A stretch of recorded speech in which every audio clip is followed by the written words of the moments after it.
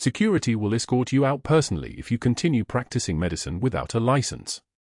That is what Dr. Whitfield said 47 minutes before his entire world collapsed. Seattle General Hospital in Houston hums with fluorescent lights and the sharp smell of antiseptic.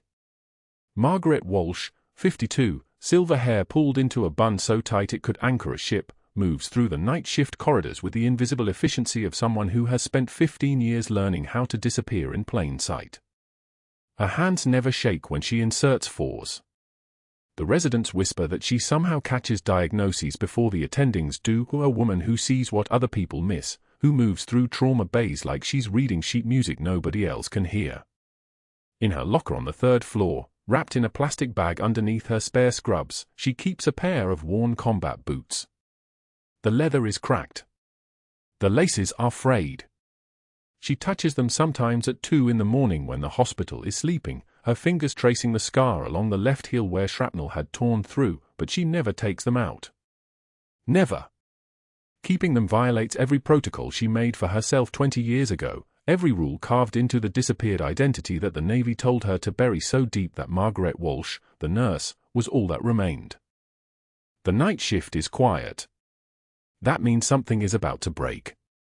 Dr. Whitfield arrives for evening rounds at 5:43, his white coat so pristine it looks laminated, his reputation as Seattle General's new chief of surgery built on something that looks like competence but tastes like control. He is 48, jaw like a knife edge, the kind of man whose presence makes the air pressure change. The residents part for him automatically. The nurses turn their shoulders inward, smaller. He has been here for months and has already rewritten the surgical hierarchy so completely that last month, one of the senior attending surgeons asked for a transfer rather than attend another of Whitfield's excellent reviews, which is what he calls the public dissection of other people's work. Margaret is rotating linens past the intensive care wing when the vending machine confrontation happens.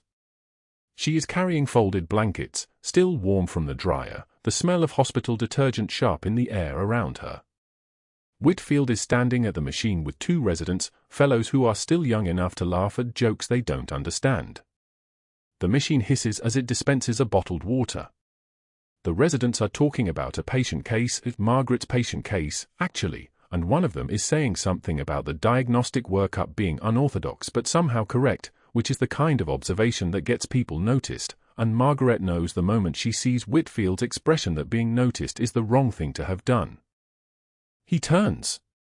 His eyes find her over the resident's shoulders with the precision of a weapon locking onto target. Ms. Walsh. Not Margaret. Never Margaret.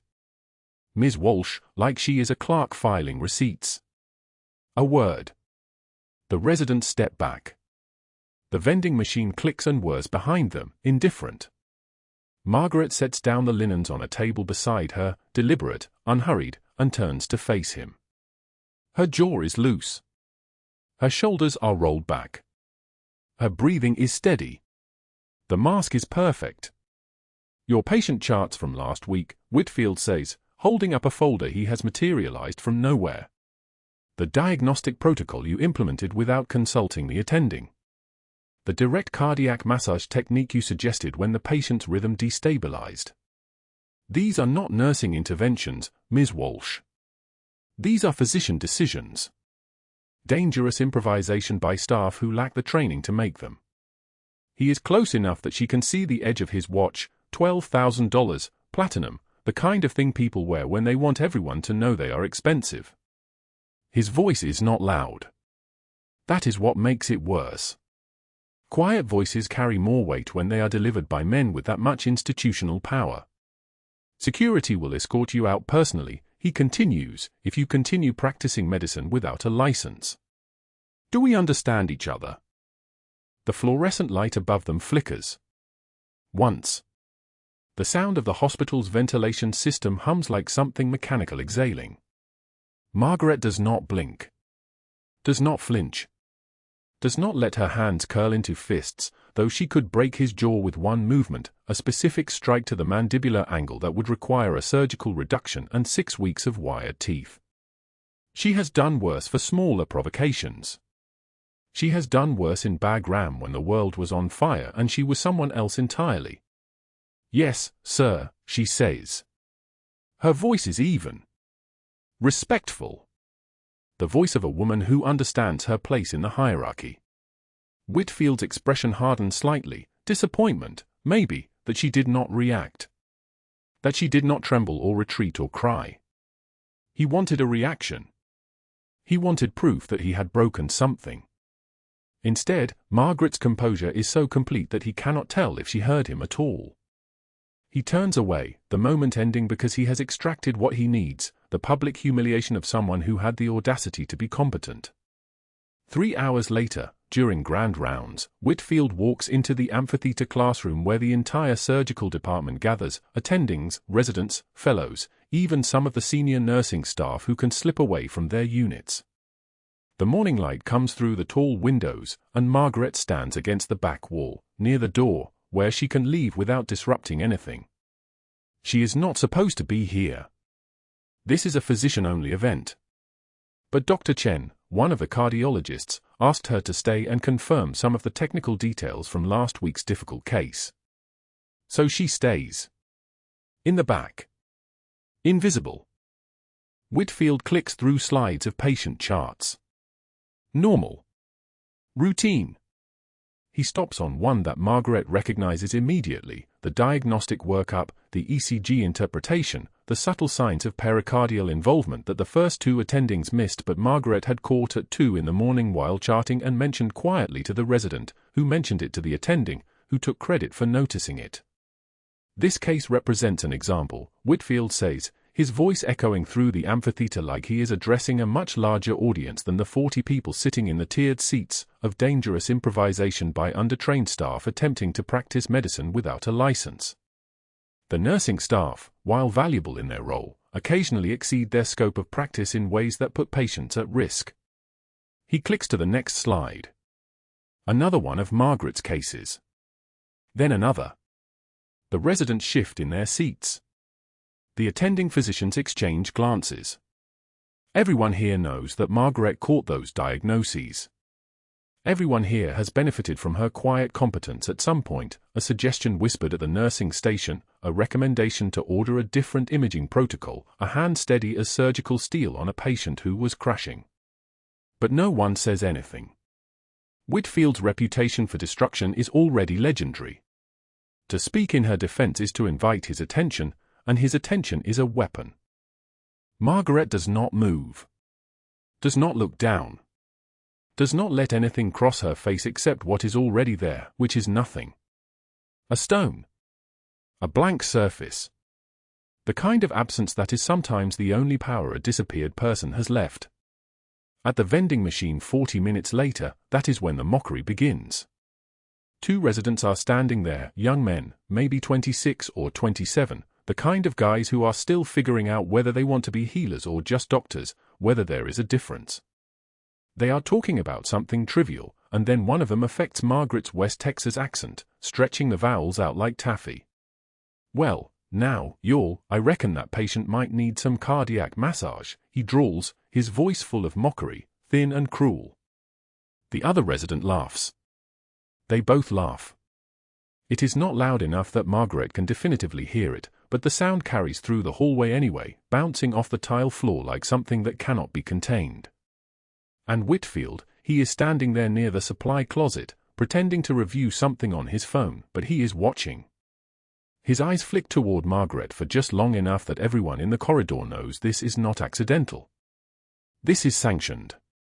This is how Whitfield maintains control, not through his own voice, but through the voices of people who want his approval so badly they will become cruelty itself. Margaret walks past all of them without breaking stride. Her face is blank as concrete. Her hands do not shake. She does not stop. Does not acknowledge the laughter, does not flinch at the words.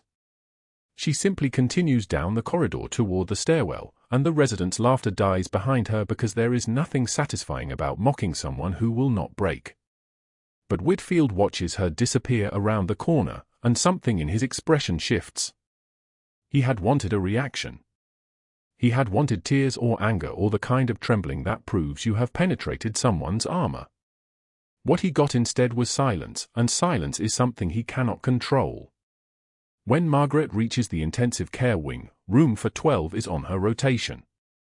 She pushes the cart with fresh linens, moving through the routine checks, monitors stable, vital signs steady, the patient sleeping peacefully under the soft hum of the ventilator. And then she glances through the window and freezes. Not visibly. The freeze happens entirely inside, in the part of her that still remembers every face she has ever pulled out of rubble. The patient is Captain David Chen. He is older now, he would be 28 if her math is correct, and her math with dates and faces and the specific angle of someone's features is never wrong. But the face is unmistakable. The same cheekbones. The same small scar on his right temple from shrapnel that had caught him while his mother was shielding his body from incoming fire. Except it was not his mother. It was not anyone with that title. It was Margaret, then Master Chief Petty Officer Margaret Walsh, attached to SEAL Team 3, Charlie Platoon, on a prisoner extraction mission in Bagram that had gone sideways when a school collapsed 3 blocks from the target location. She had heard the children screaming. She had not been ordered to go. The extraction was priority. The captain in charge had said move forward, leave the civvies, that is not our mission. But Margaret had heard the screaming, and the part of her that was still something like human had broken the chain of command. She had gone into the rubble. She had found an 8-year-old boy buried under concrete and rebar, the child's mother already gone, his father already gone, just the boy and the darkness and the sound of incoming fire that was getting closer. She had carried him out. 3 miles. Under fire. With shrapnel hitting the ballistic plates on her body and one piece getting through, tearing through muscle and bone high on her left shoulder, deep enough that she almost dropped the boy but did not. She never dropped him. She made it to the extraction point. They got out on a Black Hawk with enemy rounds punching holes in the fuselage. The boy survived. Margaret got shipped out 3 weeks later with a Purple Heart and a closed-mouth order never to speak about what had happened because officially, that mission never happened, and officially, the boy was never found by American forces. Now he is in room for 12, wearing a hospital gown and recovering from what the chart says was routine surgery. Now he is alive. Margaret's hand rests on the doorframe for exactly 3 seconds. She allows herself that. 3 seconds to remember the weight of him in her arms, the sound of his breathing when she thought he might have been dead. Then she releases the frame and continues with her routine, moving through the room with the same invisible efficiency she brings to everything, checking the linens, checking the monitors, making sure the machines are humming their proper frequencies. The boy, the man, does not wake. She does not want him to wake. If he wakes and recognizes her, if he speaks her name, if anyone hears it, then the protocol she has lived under for 2 decades will fracture. When she finishes room for 12, Margaret walks back to the locker room on the 3rd floor. It is 2:22 in the morning. The hospital is sleeping. The hallways are empty except for the faint sound of a distant monitor and the hiss of the air circulation system moving through the vents. She opens her locker.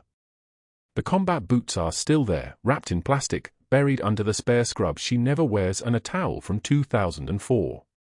She reaches down and touches the plastic without unwrapping it. Her fingertips find the crease where the leather has split along the heel. Where the shrapnel had torn through. Pain is information. That is what her commander had told her during advanced combat trauma training. Pain is data. Your body is telling you something. What her body is telling her now is that the boy, the man, is here. Captain Chen is here. Alive. In her hospital. And the universe is a small thing, smaller than any of the protocols designed to contain it. The amphitheater at Seattle General held 200 people at capacity. Today it held exactly that, residents slouching in the lower rows, attendings in the middle section, nursing staff lining the back walls. Margaret stood against the concrete barrier, her silver hair pulled so tight it made the skin of her temples ache, hands folded in front of her like she was praying. She wasn't praying. She was ready. Dr. Whitfield stood at the podium with a wireless remote, projecting her patient charts onto a screen the size of a vehicle. His voice had the particular resonance of a man who'd never been interrupted, who'd spent 30 years assuming that volume and certainty were the same as truth. "This," he announced, pointing to a notation in Margaret's handwriting, "is what I want to discuss this morning." Nurse Walsh documented a potassium level concern 3 hours before the resident ordered labs. 3 hours! She wasn't asked to predict electrolyte imbalances. She's a bedside nurse with a 2-year degree. Yet somehow she knew. Margaret's jaw tightened. Just the muscle, just once. Her face remained a blank canvas. Whitfield advanced to the next slide. Another of her charts. Another patient. Here, she repositioned a post-op aspiration risk without waiting for attending approval. Dangerous improvisation. Bedside tinkering masquerading as clinical judgment. He turned to the crowd with the expression of a prosecutor presenting evidence of guilt. "We have a chain of command for a reason. When nurses start playing doctor, patients die. When protocols break down, people suffer. This is what happens when someone forgets their place in the hierarchy." A resident in the third row laughed, a small sound, quickly stifled. Whitfield's eyes flickered toward the noise with satisfaction. He'd planted that laugh the way a farmer plants seeds. 15 years she's been here, he continued, advancing through 3 more charts, each one annotated with her observations, each one documented hours before the attending made the same clinical decision. 15 years of institutional knowledge without institutional credentials. 15 years of this hospital tolerating, maybe even encouraging, a blurring of lines that compromises patient safety. Margaret felt the weight of 200 eyes. She didn't lower her gaze. She didn't shift her weight. She stood the way soldiers stand in formation, present but absent, her body a uniform without a person underneath. The trick was learning where the person went. She'd learned it in Bagram. She'd learned it in places whose names weren't on any map. Whitfield clicked to the final slide. A summary of her interventions over the past 6 months. 37 documented observations. 37 times she'd seen something before someone else did. "This ends," Whitfield said, his voice dropping to the tone of a man making a solemn oath. "Effective immediately, Nurse Walsh's scope will be monitored more closely. Any deviation from standard protocols will be escalated to administration. Any suggestion that she's performing tasks outside her licensure will result in termination. Do we understand each other?" He said it to the room, but he was looking at her. Margaret met his eyes. Held them for 3 seconds. Then looked away first, as if deferring to his authority. It was a gesture so small that only someone watching very carefully would see the calculation in it. The grand rounds dispersed like water through a drain. Residents gathered their notebooks. Attendings checked their phones. Margaret moved with the flow, exiting through the side door, her cart of linens waiting at the nursing station. She had medications due on the 3rd floor. Post-op checks on the cardiac wing. The hospital didn't care about amphitheater drama. The hospital only cared about whether the next patient survived until dinner. The vending machine sat at the end of the break room hallway, humming its steady mechanical song. Margaret filled her water bottle at the drinking fountain, filtered, cool, the taste of minerals and city pipes. Behind her, 2 residents rounded the corner, already performing the entertainment that would get them closer to Whitfield's approval. One of them, a tall resident named Chen, no relation to the captain, pitched his voice into an exaggerated drawl that belonged in a cartoon. "Well, I reckon this here patient might could use some potassium, and I ain't got no fancy degree, but my bedside tinkering tells me we ought to do something about that." His partner laughed like it was the funniest thing he'd heard all year. They were standing close enough that Margaret could smell the coffee on their breath, the particular staleness of people who'd been awake for 36 hours. She turned to face the vending machine, inserting coins with mechanical precision. Chips. Pretzels. The kind of thing that tasted like nothing, caloric filler, something to do with your hands when your mind was elsewhere. "Nurse Walsh sure is smart for someone who pushes linens for a living," the second resident said, his voice pitched for her to hear. "I bet she learned all that clinical judgment from YouTube." Whitfield stood 20 feet away, nursing a coffee he'd pulled from the attending lounge. His expression had the particular quality of a conductor listening to an orchestra he'd personally trained. He watched Margaret with the satisfaction of a man who'd successfully activated his mechanisms of control. One phone call to the board members highlighting her pattern of unauthorized interventions. One conversation with the chief of staff mentioning that he was considering bringing in an outside medical ethics investigator. One suggestion to the hospital's major donors that oversight had become lax. Margaret retrieved her water bottle and the bag of pretzels. She walked past the residents without acknowledging them, her face showing the kind of blankness that only comes from having learned how to store emotions in places the human face can't reach. Her jaw muscle twitched once, just once, as she passed between them. "Nurse Walsh," Whitfield called out, his voice carrying the formal tone of someone making an announcement. The hallway seemed to compress around his words. Several other staff members turned to look. "I want to be very clear about something." Margaret stopped. Turned. Faced him with that same expression, the one that had worked in interrogation rooms, in compounds where showing anything meant giving someone a weapon. Composure was armor. Composure was how you survived people who needed to see you break. "The next time you countermand a physician's order," Whitfield continued, "or perform any intervention beyond your scope of practice, security will escort you out personally. We have processes here. We have credentials for a reason. Do you understand?" Margaret's voice came out steady, almost soft, the kind of voice that sounded like agreement. "Yes, Dr. Whitfield." "Good," he said, turning back to the residents. "Some people need to be reminded of their place." The conversation continued without her. Margaret walked toward the elevators, her cart of linens moving with the rhythm of someone who had nowhere to be and all the time in the world to get there. Her hands were steady. Her breathing was steady. The part of her that had once rappelled into hostile villages under cover of darkness knew how to compartmentalize. Emotion was data. Fear was information. Neither one was relevant right now. She checked on Captain Chen during her afternoon rounds, moving through his room with the same professional efficiency she'd shown for 15 years. His full line was clean, his vitals solid, his color good. He was scheduled for a minor follow-up procedure the next morning, routine, low risk, the kind of thing that happened 10,000 times a day across the country. "How are you feeling, Captain?" she asked, adjusting his bag. "Good. Healing fast," he said. "You know, I was mostly raised in military hospitals. My parents—" He paused, searching for the word. "They died when I was 8. Afghanistan. I grew up in medical facilities after that. There's something about nurses like you. You see people, not patients. You know."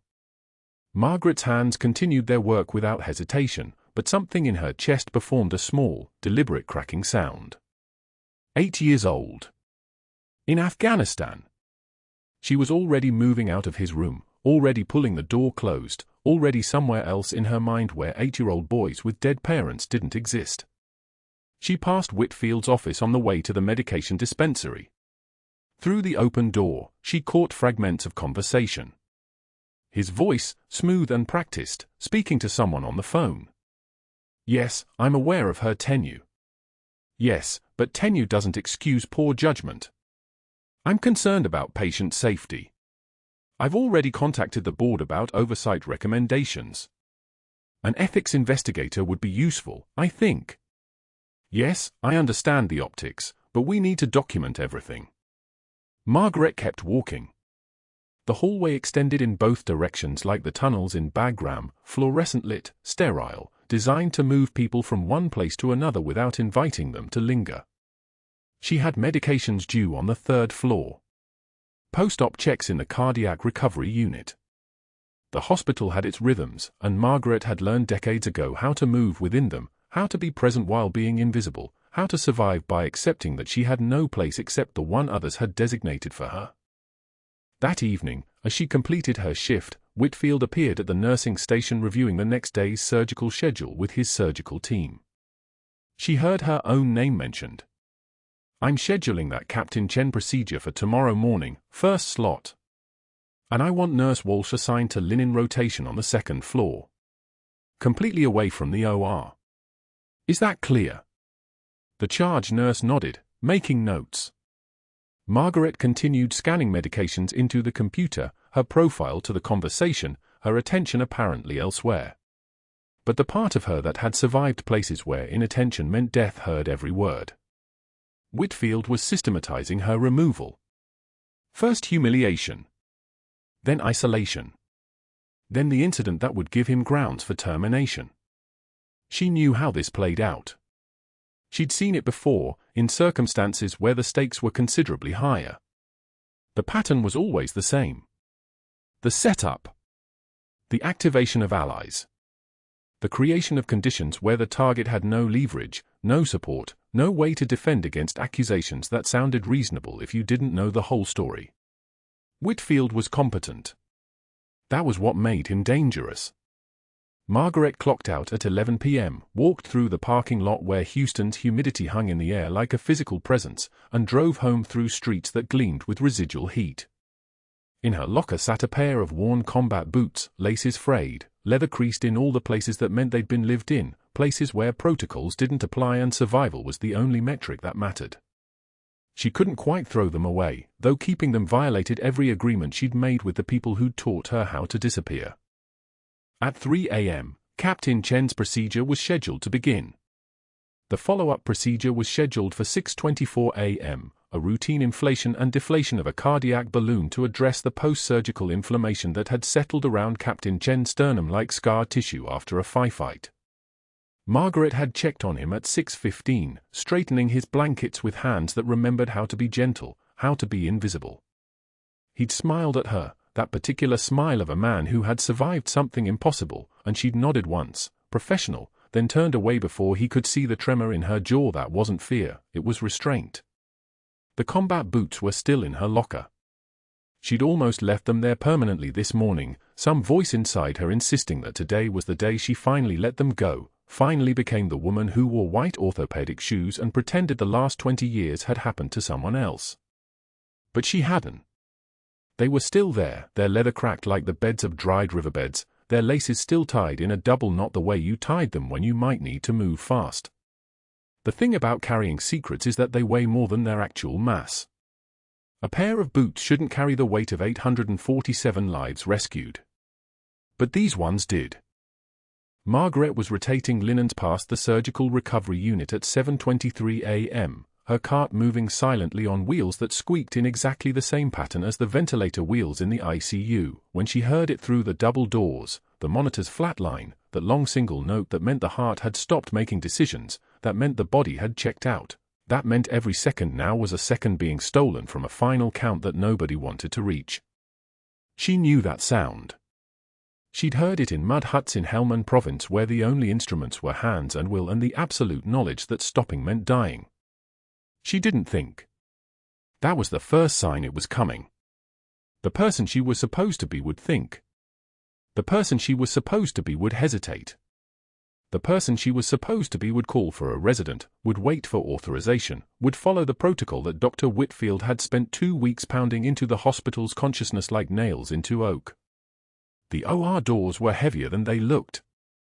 She shoved through them anyway, and the scrubbed nurse, a young woman named Delores who'd seen Margaret exactly twice, actually stepped back, her instrument tray clattering. Captain Chen's chest was already open, which meant they'd already cut, which meant they'd already started the machine that was now failing to do the job it was supposed to do, which meant the anesthesia reaction had triggered mid-incision, which meant there was no time for anyone to remember that Margaret Walsh was a night shift nurse and therefore shouldn't be here and definitely shouldn't be doing what she was about to do. "He's in asystole," she said, her voice carrying the frequency of command, the kind of authority that doesn't ask questions of itself. Anesthesia reaction. Scalpel. The resident froze. She looked at him once, and something in her eyes, something ancient and certain and carved from scar tissue, made him hand her the instrument without speaking. His hands were shaking. Hers were not. The thoracotomy incision opened the chest cavity with the precision of a surgeon who'd done it in field conditions, who'd done it by flashlight, who'd done it while bullets were moving through the air above her head like angry insects. Her muscle memory was a different kind of muscle, the kind that doesn't forget even when you've spent 20 years pretending it never existed.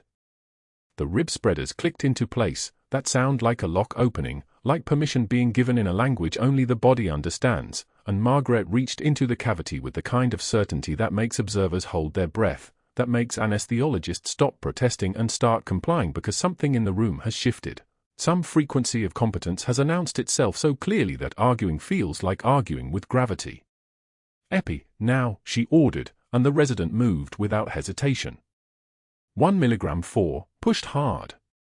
The kind of dose you use when stopping is not an option. Her hands found Captain Chen's heart the way a pianist finds middle C in the dark. The muscle was flaccid, useless, a fist that had forgotten how to punch.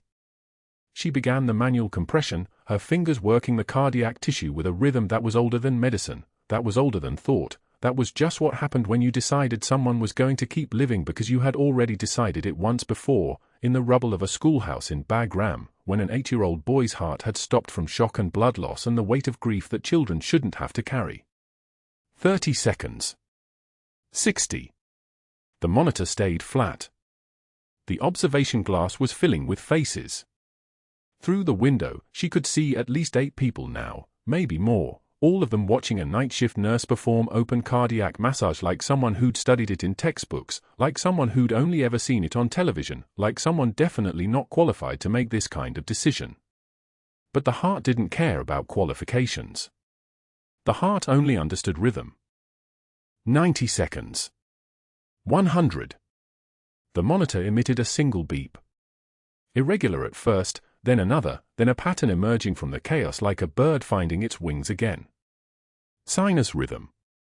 Margaret maintained compression for another 10 seconds, pressure and release, the conversation between living and dying conducted entirely through fingertips, then carefully withdrew her hands, checked the monitor one more time, and stepped back just as the attending surgeon burst through the door, his face already arranged into the expression of someone about to reprimand a resident for improper procedure. He stopped. His eyes moved from the open chest to Margaret's bloody gloves to the monitor showing steady, regular beats to the resident whose hands were still trembling at the medication cart. The OR was silent except for the steady beep, beep, beep of Captain Chen's heart, which had decided to keep beating, which had made a different choice, which was now doing the only job it had ever been asked to do. "Who authorized this?" the attending said quietly. Margaret removed her gloves with the precision of someone undressing after a mission, each movement deliberate and clean. Her face was blank as slate. "No one, sir." The word traveled through Seattle General like electricity through copper wire. By 7:41 a.m., the entire surgical floor was aware. By 7:55, the ICU knew. By 8:12, half the nursing staff had heard some version of the story. Some people said Margaret had performed the surgery, some people said she'd assisted, some people said she'd just been there and somehow a nurse had saved a man's life during a procedure that should have required 3 surgeons and a team of specialists. The observation glass had filled so quickly that staff members had been pressed against each other like sardines, all of them watching with the stunned expression of people who'd just witnessed something that violated every assumption they'd been making about the woman in the scrub standing across from Dr. Whitfield's office. The story was already morphing, the night shift nurse who didn't speak, who kept her head down, who rotated linens at 3 in the morning, who nobody could quite place on the hierarchy of the hospital because nobody had ever bothered to really look at her, had apparently known how to perform emergency cardiac surgery the way a concert pianist knows how to play without reading the score. But that wasn't the worst part. The worst part was that Whitfield already knew. He'd been informed by 7:51 a.m., during his second coffee, and the expression that crossed his face wasn't shock or admiration or the kind of respect that competence demands. It was something else. It was the look of a man whose carefully constructed authority had just been exposed as exactly what it was, constructed. He was on the phone by 8:03, the hospital's main line ringing before most people had even finished their morning briefing. Margaret heard about the emergency board meeting being called before she heard about it from anyone official. The hospital has its own nervous system, and rumors travel faster than blood pressure rises under stress. She was standing at the medication cart, pulling up antibiotics for a post-op patient, when she overheard 2 residents talking in the corner, their voices pitched low but not low enough. Whitfield was calling an emergency ethics investigation. Whitfield was reaching out to the hospital's major donors. Whitfield was activating every favor he'd stored up like ammunition, and he was going to use them because Margaret Walsh had just done something he never could. She'd performed under impossible conditions with no hesitation, no doubt, no need for permission. She continued pulling the medication. Her hands didn't shake. That was the thing people didn't understand about what 20 years of training did to a nervous system. It didn't make you stronger. It made you quiet. It made you capable of standing still while someone destroyed the life you'd been trying to build, the identity you'd been trying to maintain, the person you'd been pretending to be for 2 decades while the old Margaret, the one in the combat boots, the one with the rank, the one who'd made decisions that cost lives and saved them in the exact same moment, stayed locked in a locker on the night shift. Dr. Whitfield's phone was already in his hand before Margaret stepped out of the operating room, her scrub still wet with Captain Chen's blood. He stood in the hallway outside the observation gallery, punching numbers with the precision of a man who had orchestrated this moment weeks in advance. The emergency board meeting was scheduled for 2 p.m. He had the email drafted in his mind, the one that would go out to the hospital's major donors within the hour, the language carefully calibrated to trigger liability concerns without crossing into explicit accusation. Liability exposure. Unauthorized intervention. Staff performing beyond scope of practice. These phrases were weapons, and Whitfield wielded them like a surgeon with a scalpel. The hospital's chief financial officer took his call on the third ring. I need an emergency board convening this afternoon. We have a serious compliance issue that's creating institutional exposure. The CFO didn't ask questions. Whitfield had already positioned himself as the voice of reason in this hospital, the steady hand restoring order after years of administrative drift. Within 45 minutes, every board member had received a call. Some heard about the rogue nurse who performed surgery without authorization. Others heard about potential lawsuits, about state medical board scrutiny, about the liability insurance implications of allowing unlicensed staff to perform invasive procedures. Whitfield never raised his voice. He never needed to. His tone was the calm certainty of a man who had already won. By noon, he had contacted 3 of the hospital's 5 major donors, pharmaceutical executives and real estate developers with board seats and influence that transcended the hospital's official hierarchy. To them, he framed it differently. We have a protocol violation of remarkable severity.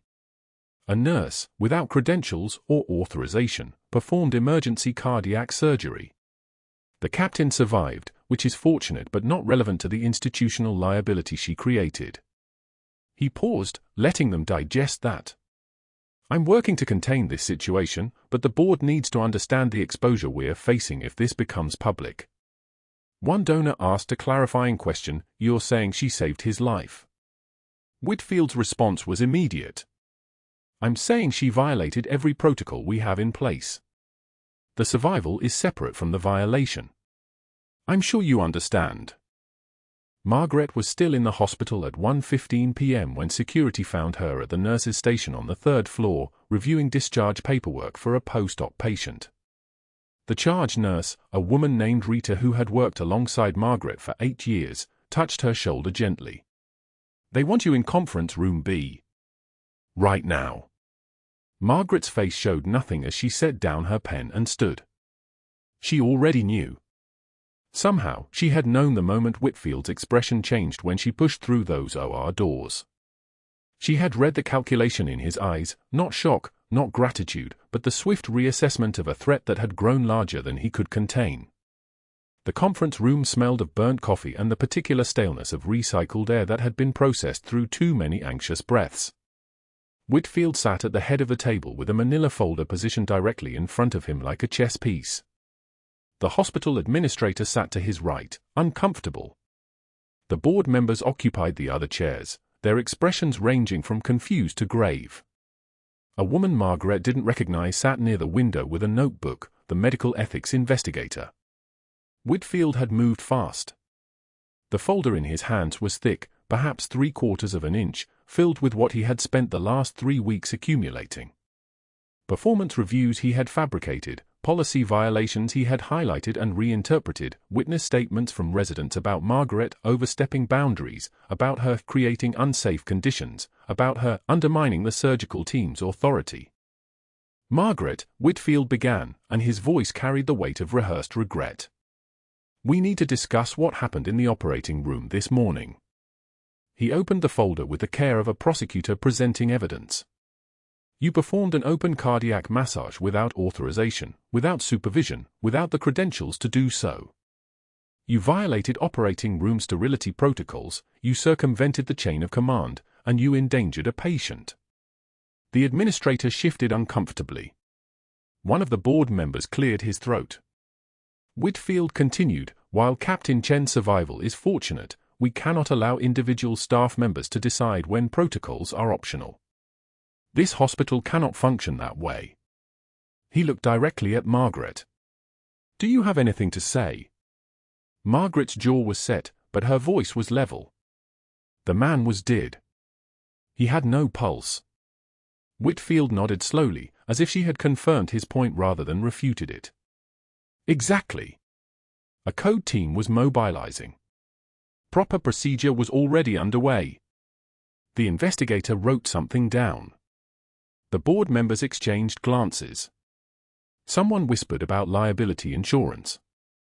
Margaret understood then that this was not a conversation, it was a performance, and the outcome had been decided before she entered the room. Whitfield had already written the ending. She was the problem, and problems needed solutions. The charge nurse Rita stood up from the back corner where she had been allowed to observe. That's not fair. She saved his life. Every person in that hospital saw it. Whitfield's expression remained controlled, almost sympathetic. Nurse Rivera, I understand you're emotionally invested in this outcome, but protocols exist for a reason. They exist to protect patients, to protect staff, and to protect this institution.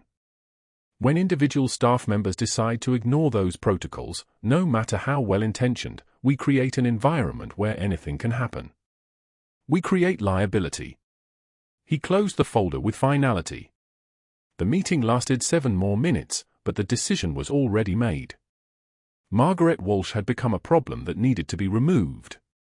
The board voted 5-2 to terminate her employment effective immediately. Security arrived at 2:47 p.m. The taller officer was named Torres, a former Marine who had worked at Seattle General for 6 years. He was not unkind about it, but he was efficient. I'll help you gather your things, he said quietly.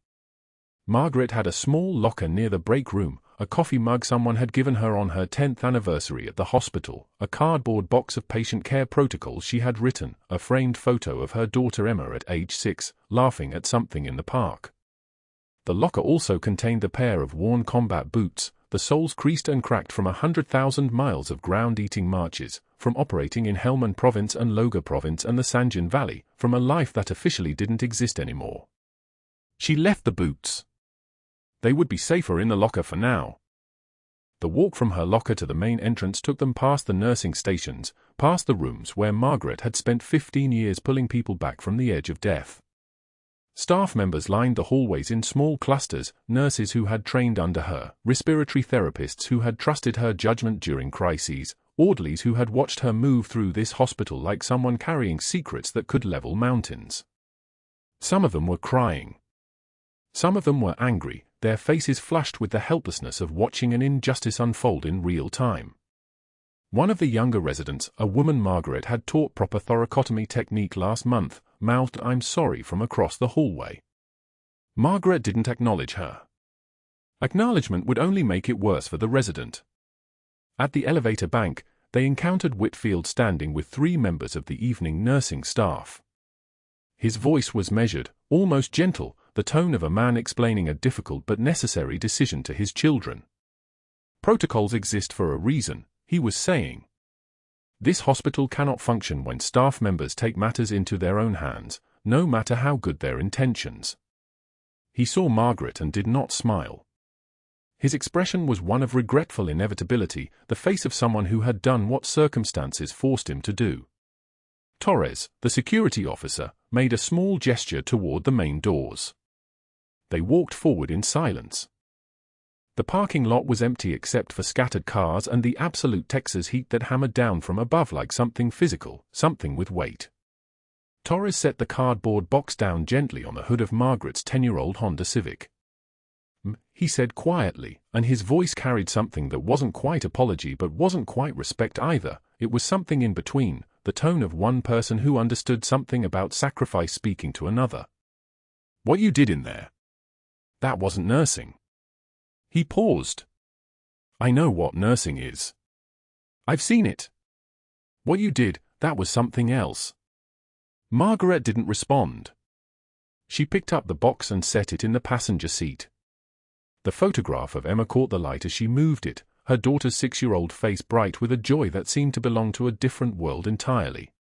She drove home slowly through the Houston traffic, the cardboard box on the seat beside her, and pulled into the driveway of the small 3-bedroom house she had bought 8 years ago with money she couldn't explain the source of.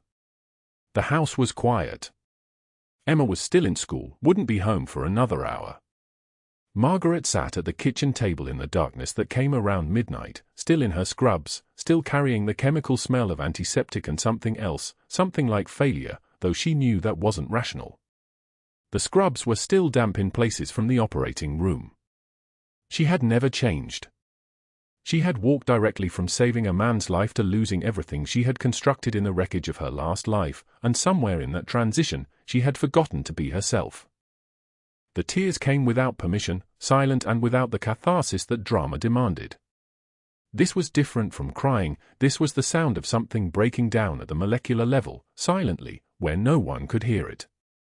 Margaret sat in the dark with her hands folded on the table and let her face fall apart, not with sobs or gasps but with the kind of crying that happens when someone has been running on fumes for 2 decades and finally ran out of road. Emma found her that way at 12:03 a.m., when she came downstairs for water after a nightmare. Her daughter's footsteps were soft on the kitchen tile, and then she stopped moving because she could see her mother's outline in the dark. "Mommy." Emma's voice was very small. "Why are you home early? Why are you crying?" Margaret couldn't answer. She couldn't explain about the orders she had received at Kandahar Air Base in 2004, about the Black Ops extraction that had gone sideways and left 3 Taliban fighters dead and 1 child in her arms. She couldn't explain about the Navy telling her that Master Chief Petty Officer Margaret Walsh had to disappear, that she had to become a civilian, that she had to bury the person she had been because officially, she had never existed.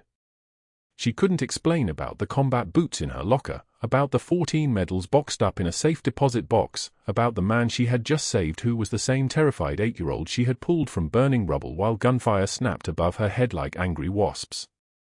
She just pulled Emma into her arms and held her daughter while everything inside her collapsed inward, all the weight of 2 decades of silence finally finding the place where even her training couldn't hold it anymore. Emma didn't understand what had happened, only that her mother had shattered into something fragile in the dark, and all Emma could do was hold on and ask again, her voice breaking, "What happened? Mommy, what happened?" Margaret had no answer. She just held her daughter and broke, truly broke, for the first time since the day a young man in a uniform had handed her civilian clothes and said the words that changed everything, "You never existed."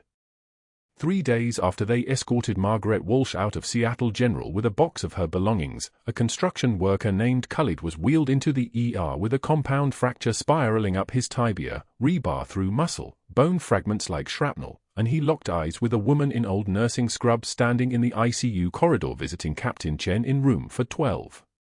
Khalid went perfectly still. Not from the pain. From recognition. She was older now. Hair streaked with silver. But the way she moved, economical, lethal, unhurried, that didn't age. That never aged. He spoke one word in Pashto. Just one. Shaitan. The security guard who'd been escorting Khalid's stretcher was a former Marine named Torres. 30-year contract with the hospital. He'd never been rattled by much. But when he heard that word, the devil, the ghost story told in Kandahar and Logar province about the American operator who moved like smoke through the mountains, he went rigid. His hand moved to his radio. Then stopped. He turned and looked at Margaret with an expression that had shifted from professional courtesy to something military, something formal. "What's your rank?" His voice had changed. Not questioning anymore. Asking to confirm. Margaret didn't look away from Khalid's stretcher. Didn't move. When she answered, her voice had dropped an octave. "Master Chief Petty Officer." Torres nodded once. Very slowly. He pulled his phone from his pocket and stepped away from the stretcher, walking toward the stairwell. His conversation lasted exactly 47 seconds. Margaret heard pieces, "Need to verify something. Identity possibly compromised. Navy matter." "Yes, sir." "Yes, sir." "Right away, sir." By morning, a Navy Rear Admiral arrived at Seattle General in a charcoal suit and polished dress shoes, accompanied by 2 officers in dress blues. They walked past the nurses' station without checking in. They walked past the vending machines where residents used to practice Margaret's accent. They entered the conference room where hospital administration had gathered, the chief of staff, the board liaison, legal counsel, and Dr. Whitfield, who'd been called in because he was chief of surgery and this had something to do with hospital protocols. The Admiral carried a folder. Not thick. Not thin. Exactly the right thickness for secrets. He sat at the head of the table and opened the folder slowly, letting the silence build. When he spoke, his voice was quiet. The kind of quiet that made people hold their breath. "Bronze Star," he said, reading from the first page. Nobody moved. "Silver Star." 2 silver stars. He paused and looked up. 3 Navy crosses. The room had gone absolutely still. The Admiral continued, his eyes tracking across the typed record of a woman they all thought was just a nurse. For Purple Hearts. Combat Medic Certification. Dive Qualified. The only woman to lead a SEAL Combat Rescue Unit in theater. Tour dates in Kandahar, Logar, Helmand. He closed the folder gently. Master Chief Petty Officer Margaret Walsh. Officially erased from every public database in 1998 as part of a black extraction operation. Unofficially? A legend. The Chief of Staff's face had gone the color of old snow. Then Captain Chen walked in, fully healed now, still moving with the careful precision of a man who'd nearly died, and he stood in front of the table. His dress whites were immaculate. His posture was perfect. When he spoke, tears were already sliding down his face. "This woman saved my life. Twice." His voice didn't break. Military voices didn't break. 20 years ago, I was 8 years old in a school that collapsed under mortar fire in Bagram. She pulled me from the rubble and shielded my body with hers during the firefight that followed. Took shrapnel meant for me. He pointed at the scars visible on Margaret's lower back when she turned slightly. Carried me 3 miles through enemy fire to an extraction point. Saved me then. Saved me again 3 days ago when Dr. Whitfield's negligence in the operating room nearly killed me. The door to the conference room opened. 2 FBI agents in dark suits entered without knocking. They were carrying files. Multiple files. The air in the room shifted, not just temperature, but pressure, like a plane losing cabin altitude. "Dr. Whitfield," one of them said, "when you called Navy Personnel Services to verify Margaret Walsh's employment references, you triggered alerts on a classified file. You don't call classified files without generating investigation protocols. We've spent the last 72 hours pulling your background." The agent opened his file. Photographs of documents. Whitfield's Fellowship Completion Certificate. Comparison images. The dates didn't match. The supervisor's signatures were photocopied, obviously. Then another document, a state medical board inquiry from 6 years ago that had been closed without explanation. Whitfield had claimed to have settled a malpractice suit out of court, but the investigator pulled the actual court records. There was no settlement. The case had been dismissed because the plaintiff suddenly withdrew, and investigators had found a $400,000 wire transfer from Whitfield's personal account to the plaintiff's attorney 2 weeks before withdrawal. Fraud, the second agent said flatly. Forgery of credentials. We've also reviewed your surgical outcomes over the past 2 years. Mortality rates that don't match hospital data. Complications attributed to other surgeons. Patient records showing outcomes that never actually occurred. Whitfield's hands were shaking. The first crack in his composure. Not restraint, panic. The outside ethics investigator you brought in to rubber-stamp Margaret Walsh's termination, the agent continued, was your former colleague from Johns Hopkins. Dr. Peter Glisson. We found evidence you've been paying him $40,000 annually for, quote, consulting work. He had no patience. He had one job, provide opinions that benefited you. The legal counsel stood up and walked to the Chief of Staff's side, whispering something. The Chief of Staff's eyes closed. We also have testimony from 2 other nurses, Jessica Reeves and Dr. Patricia Okonkwo, who say you fabricated performance reviews identical in structure to those you prepared for Margaret Walsh, that you forced them out of their positions when they questioned your surgical procedures, and that you told hospital board members false information about their competency. The folder closed with a sound like a gunshot. Federal charges, the agent said. Fraud involving federal medical programs. Forgery. Obstruction of federal investigation into protected military personnel. Evidence tampering in patient records. You're under arrest. The handcuffs made a specific sound when they came out, metal teeth clicking open. The sound was efficient. Inevitable. Whitfield stood because he had to stand, his face now the exact color of the institutional walls around him. Security came to escort him out, but FBI agents flanked him instead. They walked him through the same corridor where Margaret had stood folding linens while residents mocked her West Texas accent. Past the vending machines. Past the amphitheater where Whitfield had stood in grand rounds and held up her charts as examples of dangerous improvisation. The hallway filled with staff, nurses, residents, attendings, custodial workers, and they all watched. Nobody said anything. They just watched. One young resident, the same woman who'd laughed at Margaret's accent, met Whitfield's eyes and shook her head slowly. Not in sympathy. In disgust. Outside, news cameras caught him being placed in a federal vehicle. The hospital's legal counsel immediately placed him on suspension, then terminated his contract effective immediately. The state medical board revoked his license within 48 hours. Federal charges meant federal process, slow, inexorable, expensive. Whitfield's savings went to legal representation. His reputation went to zero.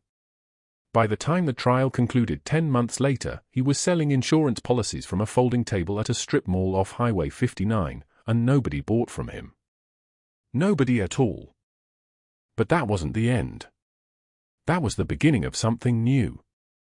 6 months later, Seattle General Hospital announced its new director of emergency medicine. The board had conducted a national search. They'd reviewed candidates with CVS from Johns Hopkins, from Stanford, from the Mayo Clinic.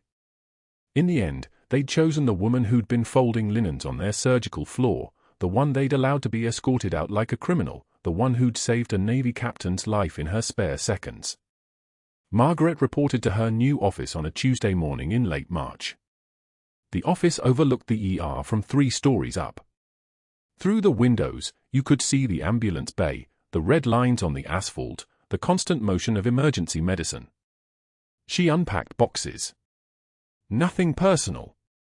Just medical journals and her laptop. Then she went to her locker in the staff room and removed the old combat boots from the bottom. The leather was creased. The laces were frayed at the edges.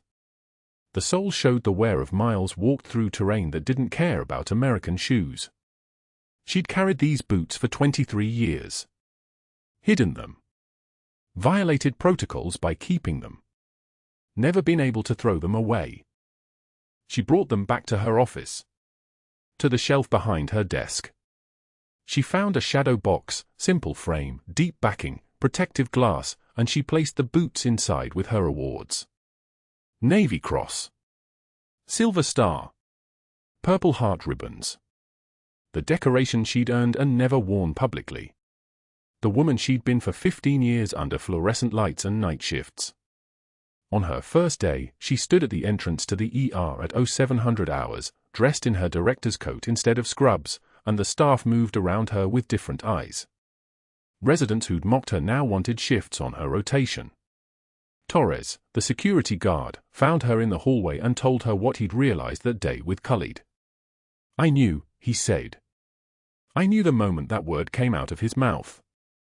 "I know you did," Margaret said. Captain Chen came by in his navy dress whites, fully heeled, fully himself.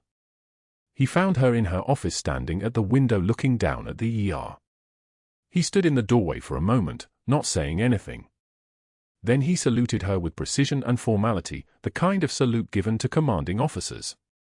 Tears ran down his face while he held it. Margaret returned the salute, and when she did, Captain Chen stepped forward and embraced her. Neither of them spoke. Some moments don't need words. In her first staff meeting as director, a new attending physician asked nervously how Margaret wanted them to handle conflicts with administration about patient care protocols. The room went quiet. They were watching to see what kind of leader she'd be. Margaret's face was calm. Her hands, as always, were completely still. "You do what's right for the patient," she said. "Everything else is noise." At the end of the meeting, someone asked what she'd learned from everything that had happened, the humiliation, the firing, the reckoning. Margaret glanced at the shadow box behind her desk where her boot sat honored instead of hidden. She looked back at the room full of doctors and nurses and staff who'd watched her be destroyed and now watched her lead them. "Power is not a title," she said. "Power is the ability to help." The staff erupted in applause, but Margaret was already moving. An ambulance had just arrived in the ER bay. Sirens echoing. Doors slamming. People who needed help. She walked toward the stairwell, her shoulders straight, her hand steady, ready for whatever came next. The woman who'd been invisible was invisible no longer. Like this video if you think she made the right call. But was the punishment enough? Or did he deserve worse? Tell me in the comments. Subscribe and hit that bell.